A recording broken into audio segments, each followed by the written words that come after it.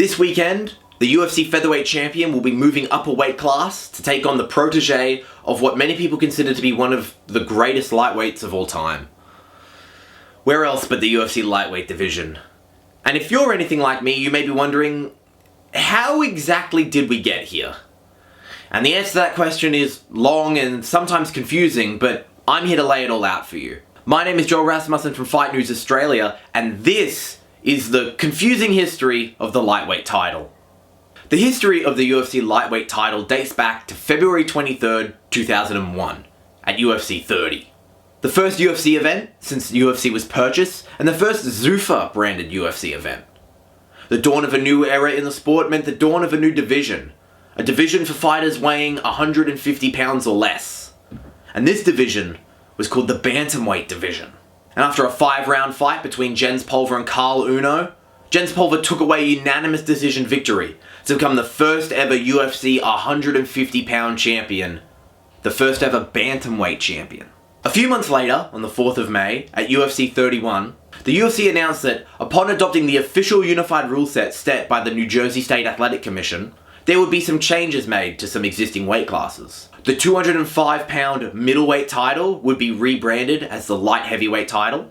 The 170 pound lightweight division would be renamed the welterweight division. And the 150 pound bantamweight division would be rebranded as the lightweight division, with the weight class being moved to 155 pounds. 4 months later, at UFC 33, at the first UFC event sanctioned by the Nevada State Athletic Commission, Jens Pulver defended his newly christened lightweight title when he defeated Dennis Hallman via unanimous decision. At the beginning of a new year, in January of 2002, at the first UFC event to be headlined by a lightweight title bout, Jens Pulver again defended his belt, this time defeating BJ Penn by majority decision. Pulver was then slated to defend his title again at UFC 38, in the first UFC event to take place in England. But as Pulver continued to rack up wins, the issue of his pay became more and more of an issue.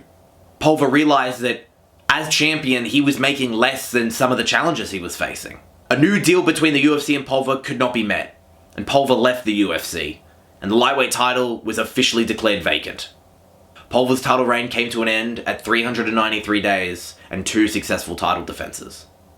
Not wanting the division to die, the UFC orchestrated a 4-man tournament, with the semi-finals being held at UFC 39 in September of 2002.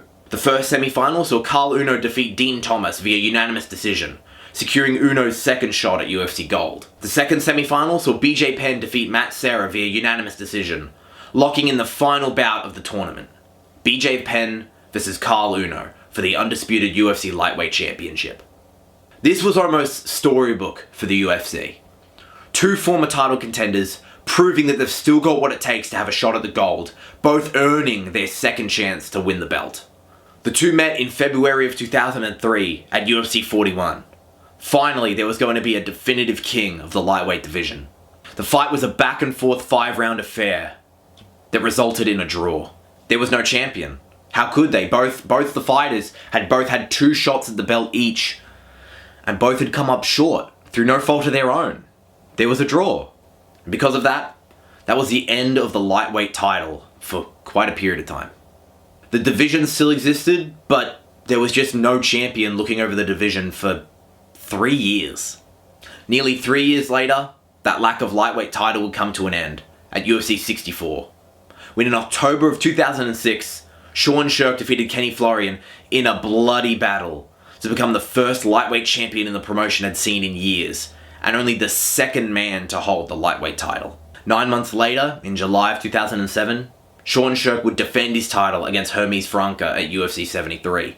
However, after the bout, both Sherk and Franca would test positive for PEDs, and Sherk was stripped of his title, meaning again, the lightweight division was left without a champion. Sherk was officially stripped of his title on December 8th, 2007, his title reign being acknowledged as 420 days. A month after Sherk was stripped, at UFC 80 in Newcastle, England, BJ Penn faced off against Joe Stevenson for the undisputed title. Their bout was originally set to be for an interim title, but there being no champion, it was upgraded to an undisputed bout. BJ Penn submitted Joe Stevenson in the second round and was crowned King of the Lightweights, finally achieving his goal. Penn defended his belt against returning Sean Shirk 4 months later at UFC 84. Shirk had argued his positive PED test result was the result of a contaminated laboratory, and thus his suspension was dropped from a year to 6 months. Penn won the bout via third round TKO when Shirk refused to leave his corner to begin round 4. After his defense, BJ Penn set his eyes on the welterweight champion, meaning the lightweight title would not be defended for over a year. Penn went up a weight class to fight Georges St. Pierre for George's welterweight title at UFC 94 in 2009. The fight was stopped between the 4th and 5th round per Penn's corner's request, and Georges St. Pierre was still the welterweight champion. 7 months after his loss at welterweight, Penn faced Kenny Florian in the main event of UFC 101 in August, the first UFC event to be held in Philadelphia. Penn submitted Kenny in the 4th round, cementing Penn's return and earning his second title defense. 4 months later, to round out 2009, BJ Penn again put his title on the line when he took on Diego Sanchez at UFC 107. Penn successfully defended his belt against Sanchez via TKO after opening a cut on Sanchez's forehead and the doctor waving off the bout. BJ walked into 2010 having set the record for the most successful lightweight title defenses, and he was riding a high of an 8-year undefeated streak at lightweight. Sure, his move to welterweight didn't go exactly how he wanted, but coming back and submitting Florian immediately cemented himself as still a key player and still the king of the lightweight division. He took that confidence into UFC 112 in April when he faced off against challenger Frankie Edgar. By the end of the fight, BJ had more strikes landed, more significant strikes landed, and had stuffed 12 of Edgar's 13 takedown attempts. The scorecards were read, and it was a unanimous decision for Frankie Edgar. BJ Penn's title reign was brought to a controversial end at 812 days and 3 successful title defenses. There was an outcry from fans, and a few short months later at UFC 118 in August, Frankie Edgar would make his first title defense against the man he took the belt from. Determined to not face the same controversy as last time, Edgar outstruck Penn and took down the former champion multiple times, scoring a unanimous decision at his first title defense. Edgar was then slated to fight Gray Maynard, the only man who had held a victory over Edgar up until this point. The two first met at UFC Fight Night 13 in 2008, with Gray Maynard coming away with a unanimous decision victory. So the UFC were running this one back. On the 1st of January 2011, at an event ironically named Resolution, the two would draw and Edgar would retain his title. The pair would run it back in October of the same year, this time the champion dropping the challenger and finishing him in the 4th round via strikes, finishing the pair's trilogy at 1-1-1. February 2012 saw the UFC travel to Japan for the first time in 12 years, when UFC 144 took over the Saitama Super Arena. Frankie Edgar stood across the cage from former WEC champion Benson Henderson in the main event. After 5 rounds, the judges awarded Benson Henderson with a unanimous decision, marking a new champion in the lightweight division. Frankie Edgar's title run lasted 687 days, with 3 title defenses, one of which being a draw. Much like the man who came before him, Benson Henderson's first title defense would come against the man he took the belt from, when the pair ran it back a few months later. The pair's second bout would again go the distance, and was much more closely contested than the first, but at the end of the 25 minutes, Benson Henderson had retained his title via split decision. Before the year was up, Henderson would again make the walk, when he faced Nate Diaz and took him the distance for a unanimous decision victory at UFC on Fox 5. In the new year, a new challenger was placed in front of Benson Henderson, Gilbert Melendez. Melendez was the last Strikeforce lightweight champion in the history of that promotion. The two would face off at UFC on Fox 7, with Benson Henderson again retaining his title via split decision and unifying the UFC and Strikeforce titles. Again, Henderson would be paired up with another champ from another promotion. Only this time it wouldn't be quite a literal unification bout, but a more metaphorical one. In August of 2013, Henderson would face off against Anthony Pettis, the last WEC lightweight champion in the history of that promotion, and the very man Henderson lost his WEC title to. Although Pettis had had other bouts in the UFC since joining the promotion in 2011, many fans viewed this as an unofficial unification bout. The two fought at UFC 164, where after vicious body shots and pulling guard, Anthony Pettis would submit Benson Henderson via armbar in the first round to become the new UFC lightweight champion. Benson Henderson's reign lasted 552 days, and he amassed 3 consecutive title defenses. Pettis would suffer a knee injury that kept him out of competition at the end of 2013, and in 2014 he competed against Gilbert Melendez as opposing coaches on the 20th season of The Ultimate Fighter, with the two facing off in December 2014 at UFC 181. In the second round of their bout, Pettis would become the first man to finish Melendez as he sunk in a guillotine choke and defended his championship. A quick turnaround for Pettis saw him step into the cage to defend his belt against Rafael dos Anjos at UFC 185 in March of 2015. Dos Anjos would dominate the fight from horn to horn, picking up a 50-45 victory from all 3 judges and becoming UFC lightweight champion. Anthony Pettis' reign lasted 560 days and he amassed 1 title defense. By the end of the year, RDA would defend his title against Donald Cerrone, scoring a TKO in the first 60 seconds of the first round, the fastest finish in UFC lightweight title fight history. Dos Anjos was set to defend his title against Conor McGregor in March of 2016. However, due to a foot injury, he had to pull out of the bout, being replaced by Nate Diaz. RDA was then matched up against Eddie Alvarez in July of that year at UFC Fight Night 90 in Las Vegas.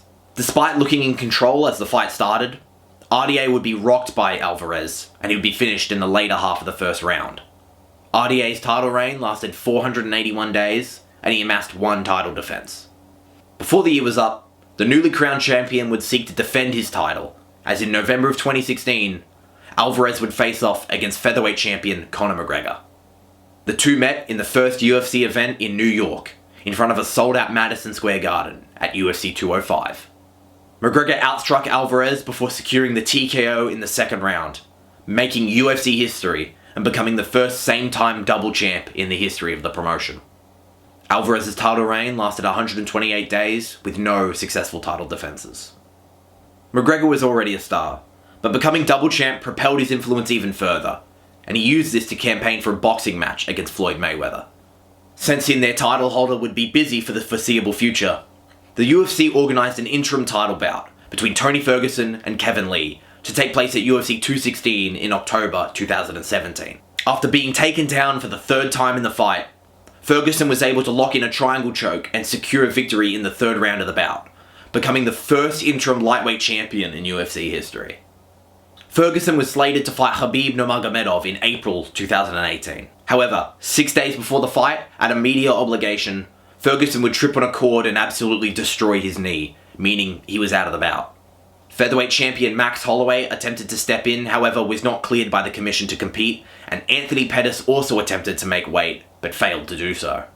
Because of this, Khabib would fight Al Iaquinta, who also missed weight, meaning Khabib would be the only man eligible to win the title that night. That night, Khabib would dominate Al Iaquinta bell to bell, and become the undisputed UFC lightweight champion, meaning Ferguson and McGregor were both stripped of their titles. McGregor's reign lasted 511 days with no title defenses. Before the year was out, McGregor would return to the UFC to attempt to win back the title he never lost. This being Conor's first fight in 2 years, and animosity between the two camps led to UFC 229 being the most purchased pay-per-view in UFC history, as 2.4 million people worldwide watched Khabib retain his title via 4th round submission, before jumping the cage as a brawl broke out in the arena. The brawl at the end of UFC 229 resulted in Khabib being suspended for 9 months. And in his absence, the UFC held an interim title fight between Dustin Poirier and the then UFC featherweight champion Max Holloway. The bout was a crazy back and forth affair that resulted in Poirier getting the unanimous decision victory and becoming interim lightweight champion. Later that same year, Khabib would return to the cage to face Poirier and unify the titles at UFC 242. In the 3rd round, Nurmagomedov would seek in a deep rear naked choke and earn the submission victory and successfully unify the titles. Nurmagomedov was scheduled to defend his title against Tony Ferguson in April of 2020. However, due to complications from the COVID-19 pandemic, Khabib could not travel, and the bout was scrapped. This is the 5th time a bout between the two had fallen through. Determined to make the walk, Tony Ferguson would instead face Justin Gaethje at UFC 249 in May.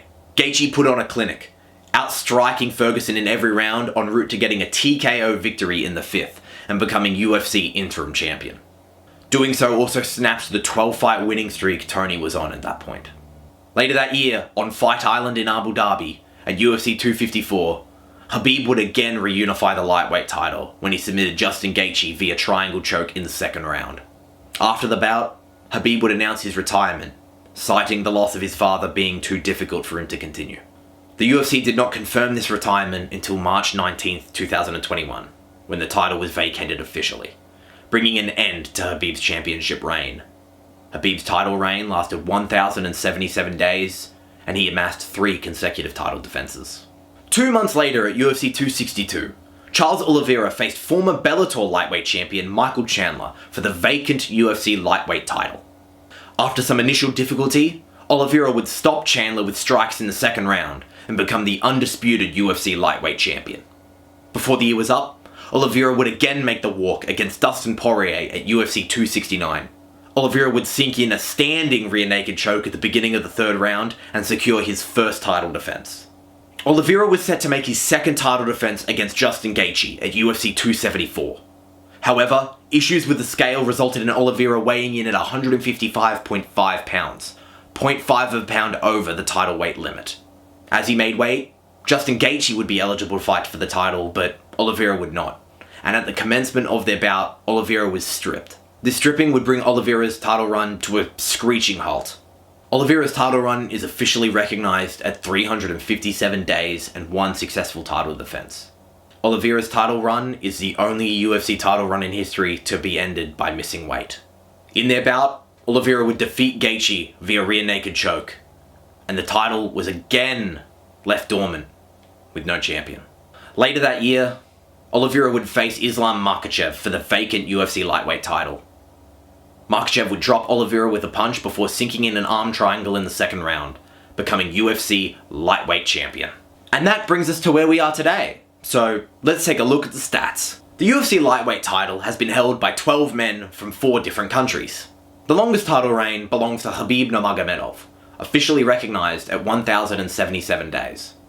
And he, BJ Penn, and Benson Henderson are all tied for the most successful title defences at 3.